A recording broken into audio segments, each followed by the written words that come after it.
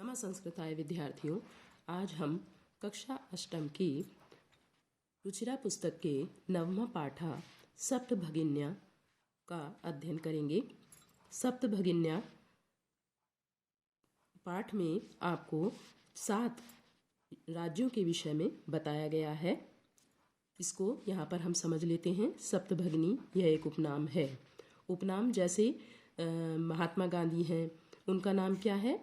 मोहनदास करमचंद गांधी, लेकिन हम उनको महात्मा के नाम से भी जानते हैं, बापू के नाम से भी जानते हैं। तो बच्चों ये उपनाम कहलाते हैं।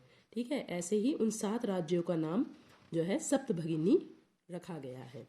उत्तर पूर्व के 7 राज्य विशेष को उक्त उपाधि दी गई है। इन राज्यों का प्राकृतिक सौंदर्य अत्यंत विलक्षण है। इन्हीं के सांस्कृतिक और सामाजिक वैशिष्ट्य को ध्यान में रखकर प्रस्तुत पाठ का सृजन किया गया। सृजन मतलब निर्माण करना।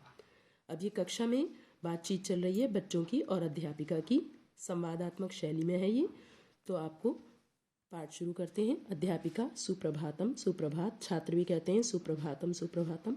अध्यापिका भवतु, अच्छा। अद्य किम पठनीयम, आज क्या पढ़ना चाहिए? छात्रा छात्र।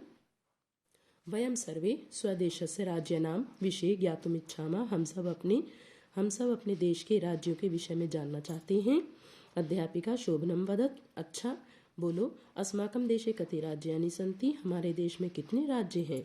सायरा चतुर्विंशति, विंशति मतलब 20 और चतुर मतलब 4, तो 20 और 4 24। तो सायरा ने उत्तर दिया कि महोदया 24। सिल्वी, अगली बच्ची है सिल्वी, नहीं महाभागे, नहीं महाभाग। पंचविंशति, विंशति 20 और 5, 20 और 5 25। तो अगली बच्ची कहती है कि नहीं महाभागे 25 राज्य हैं। अध्यापिका अन्य कोऽपि, और कोई भी। स्वरा बच्ची कहती है मध्य, बीच में ही। महोदया मे भगिनी कथयति यदस्माकं देशे 28 राज्यानि सन्ति, मेरी बहन कह रही है कि हमारे देश में 28 कितने? 28, 20 और 8 28 राज्य हैं। बच्चों आपकी पुस्तक में यदि नवविंशति लिखा हो तो इसको यहाँ पे 28 कर लेंगे, क्योंकि जो आपकी 370 धारा हटी है जम्मू कश्मीर से, तो उसकी वजह से आपके अब 28 राज्य हो गए हैं। ठीक है, तो एतत् अतिरिच्य 7 केंद्र शासित प्रदेशाः अपि सन्ति, इसके अतिरिक्त 7 केंद्र शासित प्रदेश भी हैं। अध्यापिका सम्यक जानाति ते भगिनी, तुम्हारी बहन, सम्यक का मतलब भली भांति जानती है। भवतु, अच्छा। अपि जाने यूयं यदि तेषु राज्येषु 7 राज्यानामेका समवायो अस्ति, और तुम सब ये इन राज्यों में 7 राज्यों का एक समूह है। क्या तुम ये जानते हो? यह सप्तभगिन्या इति नामना प्रथितो अस्ति, जो सप्तभगिनी इस नाम से प्रसिद्ध है। सर्वे साश्चर्यं परस्परम पश्यन्ता, सभी आश्चर्य से आपस में एक दूसरे को देखते हैं। सप्तभगिन्या, तो आपस में बातचीत करते हैं। सप्तभगिनी। निकोलस, अब निकोलस बच्चा है, वो कहता है इमानी राज्यानि सप्तभगिन्या इति किमर्थम कथ्यन्ते, इन राज्यों को सप्तभगिनी राज्य किस लिए कहते हैं? अध्यापिका प्रयोगोऽयं प्रतीकात्मको वर्तते, यह प्रयोग प्रतीकात्मक रूप में है। कदाचित सामाजिक सांस्कृतिक परिदृश्यानां साम्यात् इमानि उक्तोपाधिना प्रथितानि, कदाचित सामाजिक सांस्कृतिक परिदृश्यों के कारण इन को उक्त उपाधि यानी सप्तभगिन्या उपाधि के कारण ये प्रसिद्ध है। समीक्षा, अब समीक्षा बच्ची है, वो कहती है कौतूहलम मेना खलु शांतिम गच्छति, मेरा आश्चर्य शांत नहीं हो रहा है। श्रावयतु तावत यत् कानि तानि राज्यानि, बताएं कि कौन से वे राज्य हैं। अध्यापिका बताती है शृणुतु, सुनो। अद्वयं मंत्रयं चैव न त्रियुक्तम तथा द्वयं सप्तराज्य समूहयं भगिनी सप्तकम मतम। अद्वयम, आ से प्रारंभ होने वाले 2, द्वयम का मतलब 2। मात्रयम, माँ से प्रारंभ होने वाले 3। चा एव, और वैसे ही देखिए यहाँ पे वृद्धि संधि है बच्चों। आ चा धन एव हो गया, या वृद्धि संधि के उदाहरण में इसका प्रयोग कर सकते हो। चा धन एव होकर आ और ए मिलकर आई वृद्धि हो गई। देखिए 2 मात्रा दिखाई दे रही हैं आपको। तो ना और ना से प्रारंभ होने वाले और त्री से प्रारंभ होने वाले ये 2 राज्य हैं। तो यानी अ से प्रारंभ होने वाले 2 हो गए माँ से प्रारंभ होने वाले 3 हो गए, 3 और 2 5, और ना से प्रारंभ होने वाला 1 और त्री से प्रारंभ होने वाला 1, तो कितने हो गए 7। तो ये 2 राज्य हैं। सप्त राज्य समूहयम भगनी सप्तकम मतम। इन 7 राज्यों के समूह को भगनी सप्तक माना गया है। इत्थम भगनी सप्त के इमानी राज्यानि संति। अब जिनका नाम आपको ऊपर बता रहे हैं इस श्लोक के माध्यम से, तो उनका नाम यहाँ दे रहे हैं। इस प्रकार ये भगनी सप्तक ये राज्य हैं: अरुणाचल प्रदेश, असम, मणिपुरम, मिजोरम, मेघालय, नागालैंड, त्रिपुरा च इति। अरुणाचल प्रदेश, असम, मणिपुर, मिजोरम, मेघालय, नागालैंड और त्रिपुरा ये राज्य हैं। देखिए अ और ये 2 हो गए, आ से प्रारंभ होने वाले, म ये 3 हो गए, और न और त्री ये 2 हो गए, तो 7 राज्य हो गए। यद्यपि क्षेत्र परिमाणै इमानि लघुनि वर्तन्ते तथापि गुण गौरव दृष्टया बृहत्राणि प्रतीयन्ते। यद्यपि क्षेत्र परिमाण से ये लघुनि वर्तन्ते मतलब छोटे हैं, फिर भी गुण गौरव की दृष्टि से बृहत मतलब बहुत बड़े प्रतीत होते हैं। यानी इनका क्षेत्रफल बहुत छोटा है। ये क्षेत्रफल की दृष्टि से आपके उत्तर प्रदेश की तरह बड़े नहीं है, ये छोटे छोटे राज्य हैं, लेकिन इनकी जो सभ्यता और संस्कृति है ये उसकी वजह से बहुत विशाल है। सर्वे सब कहते हैं कथम कथम कैसे कैसे। अध्यापिका इमा सप्तभगिन्या स्वीये प्राचीन इतिहासे प्राय स्वाधीना एव दृष्टा। ये सप्तभगिनी अपने प्राचीन इतिहास में अधिकतर, प्राय का मतलब होता है अधिकतर, स्वाधीना एव दृष्टा स्वाधीन ही दिखाई देते हैं। यानी इन राज्यों पर किसी ने कभी शासन नहीं किया, और प्राय दिया है तो इसका मतलब कभी किया भी हो तो बहुत अधिक नहीं किया, बहुत कम समय के लिए किया होगा। तो अधिकतर ये राज्य स्वतंत्र ही रहे हैं। न केनापि शासकेन इमा स्वायत्ती कृता। और किसी भी शासक ने इनको अपने अधिकार में नहीं लिया। यानी अपने राज्य की सीमा में कहीं पे किसी शासक ने अधिकार किया हो किसी राज्य पर, तो उसकी सीमा में इन राज्य को अपने राज्य में नहीं मिलाया, तो अधिकार में नहीं लिया। अनेक संस्कृति विशिष्टायाम भारत भूमौ एतासां भगिनी नाम संस्कृति महत्वाधायिनी इति। अनेक संस्कृति की विशेषताओं के कारण भारत भूमि पर एतासां भगिनी नाम ये बहन की संस्कृति के महत्व को धारण करते हैं।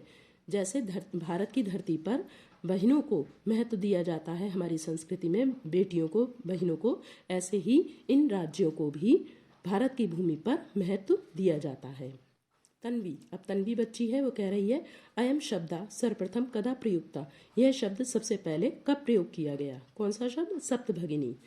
अध्यापिका बताती है श्रुत मधुर शब्दोऽयं सर्वप्रथमं विगत शताब्दस्य 270तमे वर्षे त्रिपुरा राज्य से उद्घाटन क्रमे केनापि प्रवर्तिता।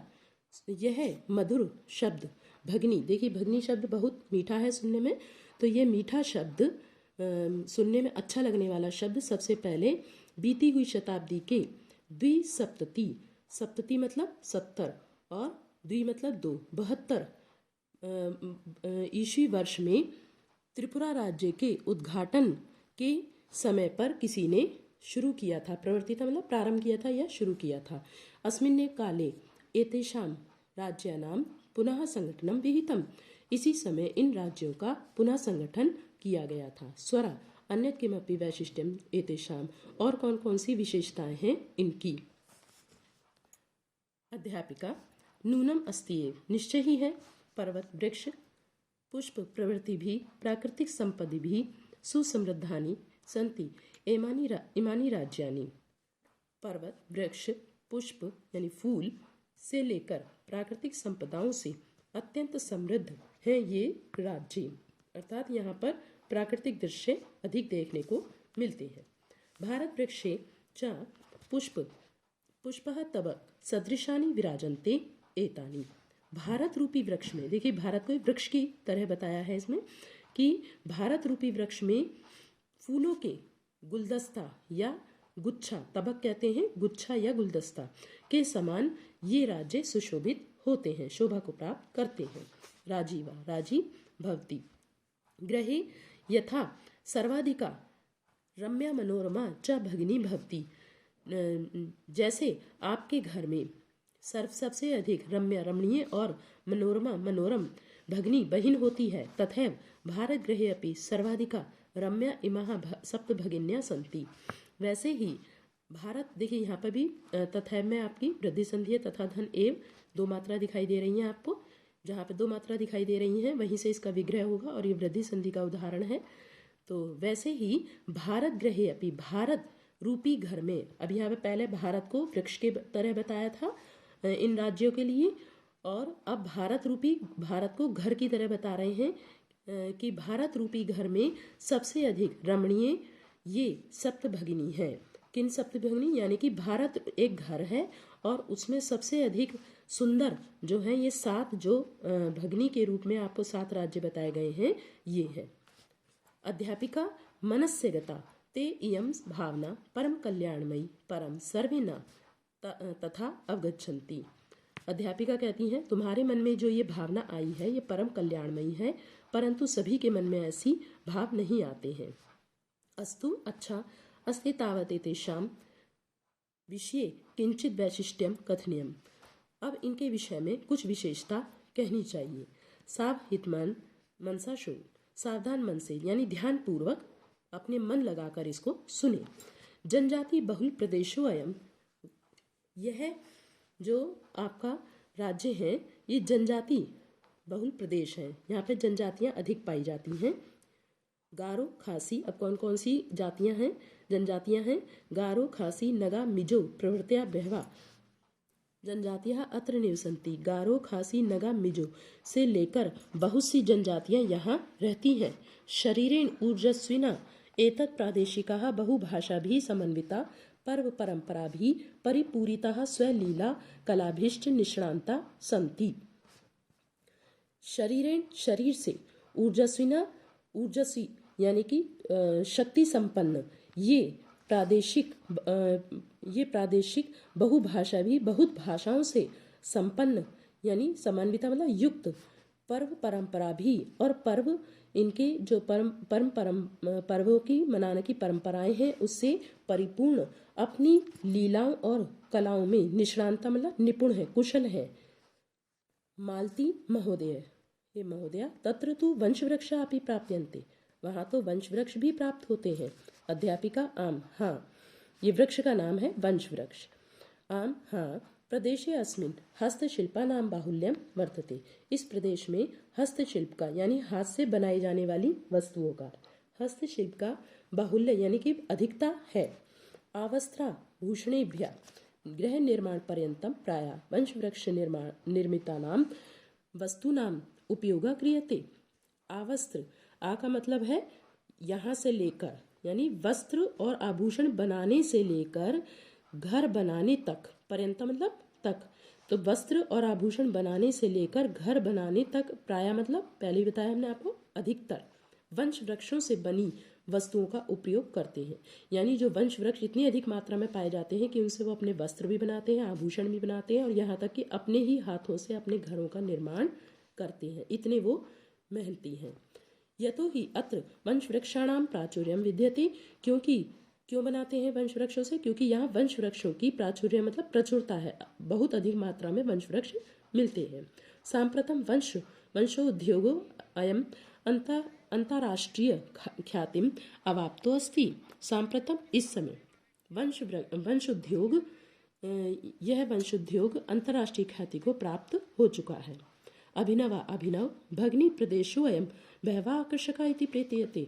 तो अभिनव बच्चा है, वो कहता है कि ये भगनी प्रदेश तो बहुत आकर्षक प्रतीत होता है। सलीम कहता है किम भ्रमणाय भगनी प्रदेशोयम समीचीना, क्या घूमने के लिए यह भगनी प्रदेश उचित है? सभी छात्र उच्च जोर से, महोदय, हे महोदया, आगमनी अवकाशे वयम तत्र गन्तुमिच्छामि, आने वाले अवकाश में हम सब वहीं जाना चाहते हैं। स्वरा कहती है भवते अपि अस्माभिः सार्धं चलतु, आपके साथ हम भी साथ चलेंगे।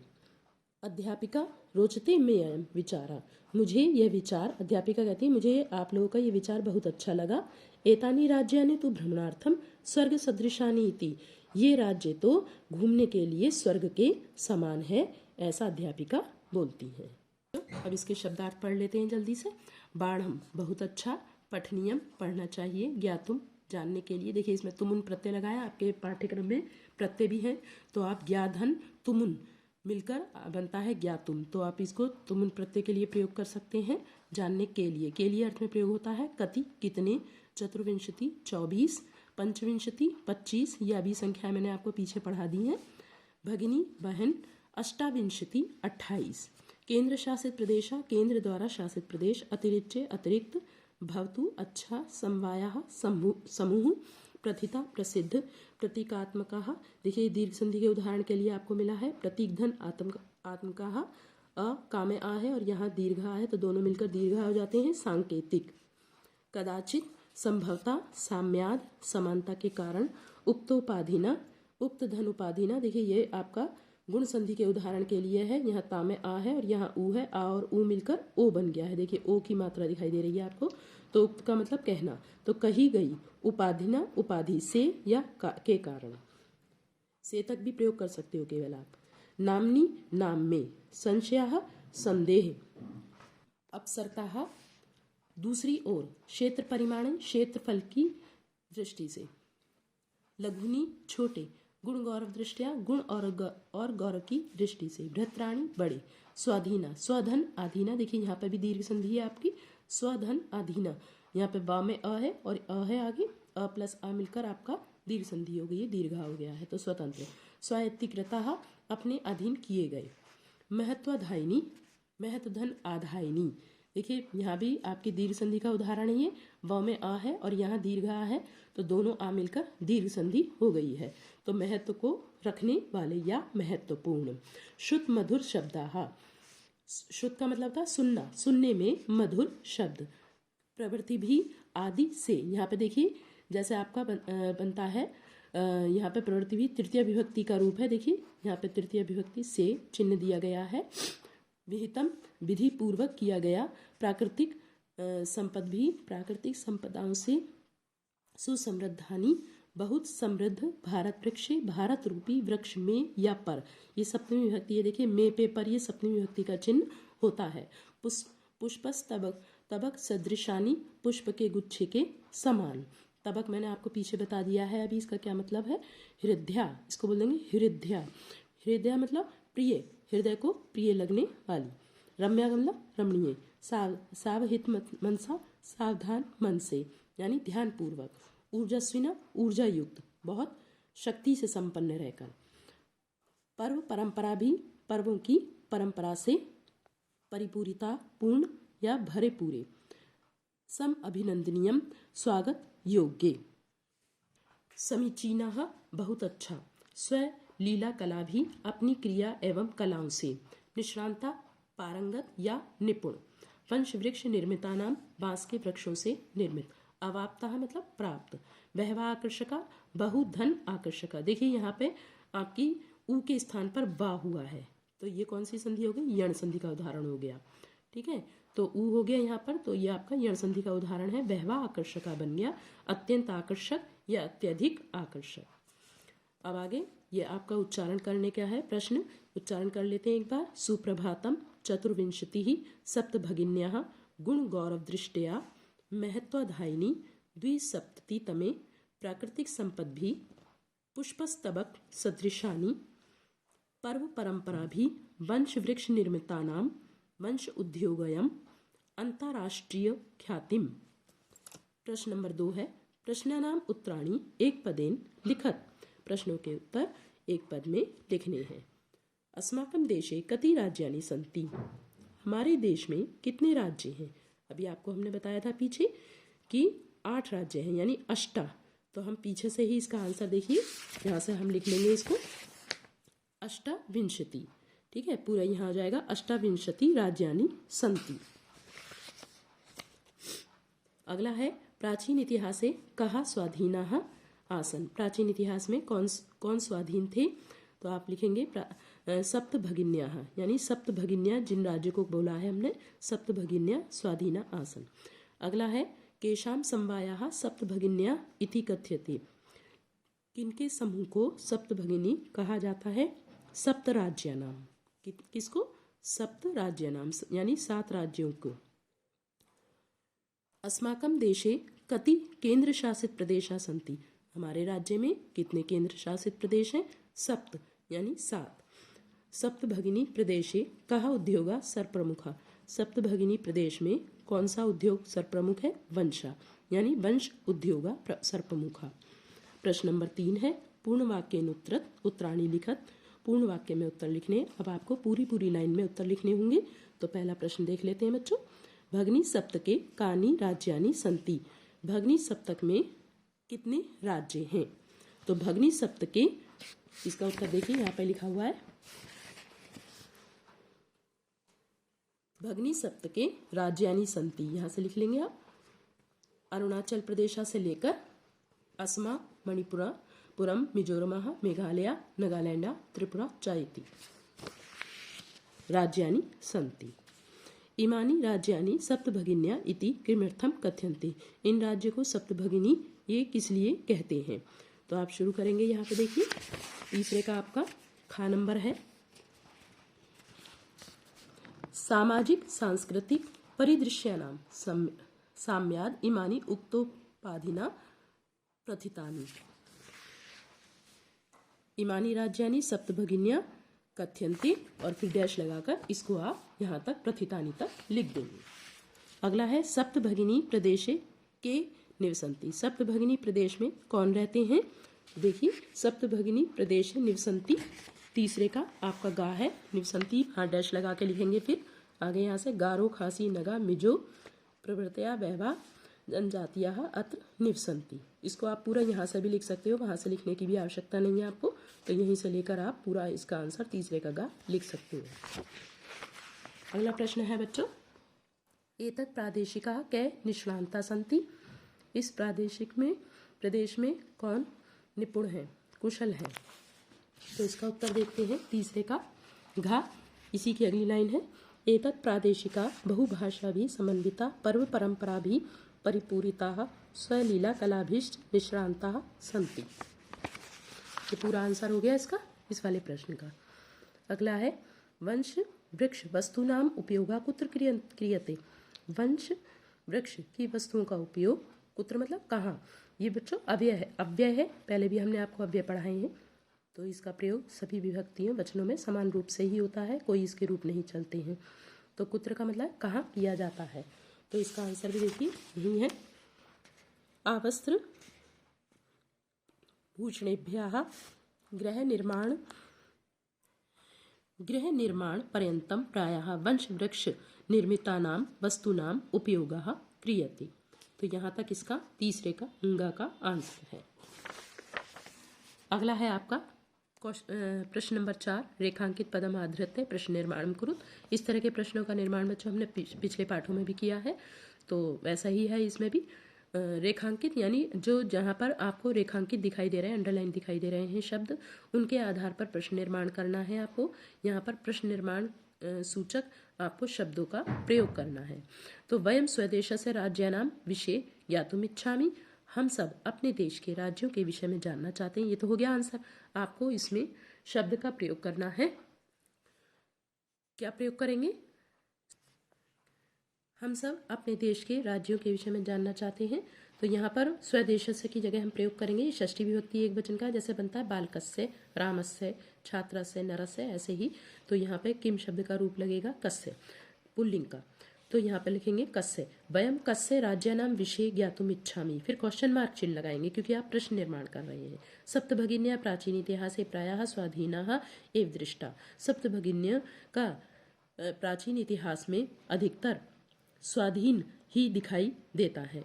तो कौन दिखाई देता है? यहाँ पे लिख देंगे हम कहा। क्या लिख देंगे बच्चों? कहा। का लिख के आकाडंडा और विसर्ग, और उसके बाद में यहाँ से आगे पूरी लाइन लिखकर क्वेश्चन मार्क चिन्ह लगाएंगे। प्रदेशे अस्मिन् हस्तशिल्पानां बाहुल्यं वर्तते। इस प्रदेश में हस्तशिल्पों का बाहुल्य अधिकता है। तो यहाँ पर इस प्रदेश में हस्तशिल्पों की अधिकता है। तो केशाम प्रयोग करेंगे यहाँ पे षष्ठी विभक्ति बहुवचन का। हस्तशिल्पों का षष्ठी विभक्ति का चिन्ह है केशाम बाहुल्यम वर्तते। ये क्वेश्चन मार्क चिन्ह लगाएंगे। एतानि राज्यानि तु भ्रमणार्थम स्वर्ग सदृशानि। ये राज्य तो घूमने के लिए स्वर्ग के समान है, स्वर्ग जैसे हैं। एतानी राज्यानि तो भ्रमणार्थम स्वर्ग सदृशानी की जगह लिखेंगे कीदृशानी। क्या लिखेंगे? कीदृशानी, कैसे हैं, तो क्वेश्चन मार्क चिन्ह लगा देंगे। प्रश्न नंबर 5 है यथा निर्देशम उत्तर, जैसा निर्देश किया गया है वैसे ही उत्तर देंगे। महोदय मे भगिनी कथयति, महोदय मेरी भगिनी मेरी बहन कह रही है, अत्र में इति सर्वनाम पदम कस्य प्रयुक्त, यहाँ में जो सर्वनाम पद है में जैसे मेरा मेरी कह रही है, तो मेरी आप हिंदी में पढ़ते हो मेरी, मेरा, उसका, ये सब आप किस में पढ़ते हो? हिंदी में सर्वनाम में पढ़ते हो। तो ये संस्कृत में आपका में जो है सर्वनाम है। तो सर्वनाम पद जो है किसके लिए प्रयोग किया गया है? स्वरा, स्वरा के लिए प्रयोग किया गया है। तो यहाँ पर लिखेंगे स्वराय, स्वराय। ठीक है।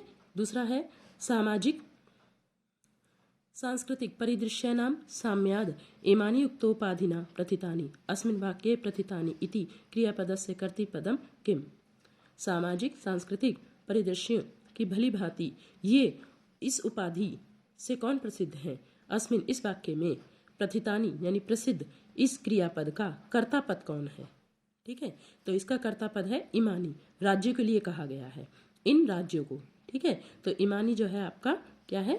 कर्ता पद है, कर्ता जो कार्य को करता है। एतेषां राज्यानां पुनः संगठनम विहितम, इन राज्यों का पुनः संगठन किया गया है। अत्र संगठनम इति कर्तृपद से क्रियापदम किम, संगठनम इस कर्तृपद का कर्ता का जो है क्रियापद क्या है? तो विहितम जो है क्रिया है, यानी कि इसकी जो कौन कार्य को कर रहा है, यहाँ पर क्या कार्य किया जा रहा है? विहितम, ये आपकी धातु है। ठीक है। तो यहाँ पे क्रियापद का प्रयोग, इसके संगठन के लिए क्रियापद का प्रयोग किया गया विहितम का। अगला है अत्र वंश वृक्षाणाम प्राचुर्यम विद्यते, यहाँ वंश वृक्षों की प्राचुर्य मतलब अधिकता है, बहुत अधिक है। अस्मात् वाक्यात् अल्पता इति पदस्य विपरीतार्थकम पदम चित्वा लिखत, इस वाक्य से अल्पता, अल्पता मतलब होता है कम, थोड़ा, इस पद का विपरीतार्थक यानी विलोम पद को चुनकर, चित्वा मतलब चुनकर लिखें। तो थोड़े का जो विलोम होगा वो क्या होगा? प्राचुर्यम, यानी अधिक, उल्टा हो जाएगा। तो यहाँ पे प्राचुर्यम जो है अल्पता का विलोम है, विपरीतार्थक शब्द है। अगला है क्षेत्र परिमाणे इमानी लघुनी वर्तन्ते, क्षेत्र फल की दृष्टि से ये छोटे हैं। वाक्यात् सन्ति इति क्रियापदस्य समानार्थक पदम चित्वा लिखत, इस वाक्य से संति इस क्रियापद का, संति क्या है? अस्ति, स्था, संति, अस धातु का है, क्रियापद है। ठीक है। तो इस क्रियापद का आपको समानार्थक पद चुनकर लिखना है, यानी पर्यायवाची क्या होगा? वर्तन्ते। यहाँ पे वर्तन्ते और संति ये दोनों ही क्रिया का मतलब है, तो ये इसका समानार्थक है। प्रश्न नंबर 6 आ पाठा चित्वा तद्भव पदानाम प्रति संस्कृत पदानाम लिखत, पाठ से चुनकर तद्भव पदों के लिए संस्कृत पद लिखने हैं। तद्भव क्या होते हैं बच्चों? आप हिंदी में पढ़ते हो। तद्भव पद वो होते हैं जो आपके हिंदी में परिवर्तित हो जाते हैं संस्कृत भाषा से, और तत्सम वो होते हैं जो आपके संस्कृत भाषा के शब्द होते हैं। तो यहाँ पे तद्भव पद है और संस्कृत पद लिखने हैं, यानी तद्भव और तत्सम। तो 7 का आपको दिया हुआ है तत्सम रूप सप्त। अब बहन का भगिनी, देखिए हमने लिख रखा है भगिनी, आप भी लिख लेंगे। ये संगठन, संगठन का बनेगा समवायः, बांस का बनेगा वंशः। आज, आज का बनेगा अध्य, अध्य मतलब आज। ठीक है। ये इसका संस्कृत रूप बनेगा अध्य। खेत, खेत को कहते हैं संस्कृत में क्षेत्रम। अब दूसरा है आ, इसी का पाठ भिन्न प्रकृतिकम पदम चिन्ह, भिन्न प्रकृति के पद को चुनना है। देखिए का नंबर पे है गच्छति, पठति, धावति, अहसत, क्रीडति। ये सब जो आपको क्रियाएं दिखाई दे रही हैं, गच्छति जाता है, पठति पढ़ता है, धावति दौड़ता है, क्रीडति खेलता है, और अहसत मतलब हंसा। तो एक तो बच्चों तरीका यहाँ पर यह है कि ये सब एक जैसे हैं, यानी कि ये सब लटलकार वर्तमान काल की क्रियाएं हैं। लेकिन फिर भी यदि आपको जल्दी से नहीं समझ में आए, ध्यान नहीं आए कि इसमें कौन सा आपको डिफरेंट चुनना है, भिन्न प्रकृति का चुनना है, तो आप देखिए ये सब एक जैसे हैं और इसमें अहसत ही आपका अलग है, अलग तरह से लिखा गया है। तो इसका मतलब यही आपका भिन्न प्रकृति है, इनसे अलग है। ये लंगलकार भूतकाल का एक वचन का रूप है। खा नंबर पे है छात्राः, सेवकाः, शिक्षकाः, लेखिका, क्रीडका। देखिए यहाँ पर ये सब आपके जो है क्या है, पुल्लिंग के हैं। देखिए छात्र भी पुल्लिंग में है, सेवक भी पुल्लिंग में है, शिक्षक, अध्यापक, और क्रीडका मतलब खेलने वाला, और लेखिका जो है यहाँ पर देखिए ये स्त्रीलिंग में है। लेखिका कहते हैं, लेखक कहते हैं पुल्लिंग के लिए, पुरुष वर्ग के लिए, और लेखिका जो लिखते हैं उनको लेखिका बोलते हैं, महिला वर्ग को। तो ये स्त्रीलिंग का है, ये सब आपके पुल्लिंग के हैं। तो ये आपका इससे भिन्न है। अगला है पत्रम मित्रम पुष्पम आम्रा फलम। देखिए ये सब नपुंसकलिंग के हैं। पत्रम मित्रम, पत्रम यानी पत्ता, मित्रम मित्र, पुष्पम फूल, फलम मतलब फल, और आम्रह ये आपका पुल्लिंग का है, फल है। ठीक है। आम किसी जाति का जो फल है उसका नाम है। तो ये आपका इसको हम इस तरह से भी देख सकते हैं बच्चों कि देखो सब में माँ लगा हुआ है लास्ट में, है ना, इसमें नहीं है। तो यानी कि यही आपका डिफरेंट है। जैसे इसमें सब में आपके विसर्ग लगे हुए हैं, इसमें नहीं है, यही डिफरेंट है, अलग है। फिर घ नंबर पे है व्याघ्रा, भल्लूका, गजा, कपोता, शाखा, वृषभा, सिंहा। व्याघ्रा यानी शेर, भल्लूका भालू, गजा हाथी, कपोता कबूतर, वृषभा मतलब बैल, और सिंहा मतलब शेर। ठीक है। तो यहाँ पे जो है ये सारे पशुओं के नाम है, पशु है, और देखिए कबूतर है, ये पक्षी है, पशु और पक्षियों के नाम दिए हुए हैं। लेकिन शाखा जो है इसमें देखिए ये डिफरेंट है, इसमें भिन्न है। शाखा डिफरेंट क्यों है? क्योंकि ये वृक्ष की शाखा के बारे में बात की गई है। और अगर आपको ऐसे भी नहीं समझ में आएगा तो हमने पहले जो आपको तरीका बताया, देखिए सब में विसर्ग लग रहे हैं, यहाँ पे नहीं है। तो ये इसमें भिन्न है इन सब से। फिर अगला है पृथ्वी, वसुंधरा, धरित्री, यानम, वसुधा। पृथ्वी यानी ये सब देखिए पृथ्वी के पर्यायवाची हैं। पृथ्वी, वसुंधरा, धरती, वसुधा। ठीक है, ये सब पृथ्वी के पर्यायवाची हैं। यानम कहते हैं गाड़ी को। ठीक है। तो यहाँ पर ये यानम इससे भिन्न है। तो ये सब पर्यायवाची हैं। और फिर से एक वही तरीका आपका कि देखिए सब में अलग अलग मात्रा है, किसी में भी माँ नहीं आ रहा आखिर में, यहाँ पे आ रहा है माँ आखिर में, तो आप इसको अलग चुन सकते हैं। प्रश्न नंबर 7 है विशेष्य विशेषणाम उचितम मेलनम कुरु। अब इनमें उचित मेल करना है। तो देखिए यहाँ पर हम नंबर डाल देते हैं पहले 1 2 3 4 5, जिससे कि आपको यहाँ पे नंबर लिखने में भी आसानी रहेगी। अयम को किससे मिलाएंगे? प्रदेशा, नंबर 1 डाल दिया। संस्कृति विशिष्टायाम, इसको हम मिलाएंगे आपको भारत भूमि। तीसरा है महत्वधायिनी, इसको हम जोड़ेंगे संस्कृति से। महत्व को धारण करती है कौन सी? संस्कृति के महत्व को धारण करती है, तीसरा नंबर।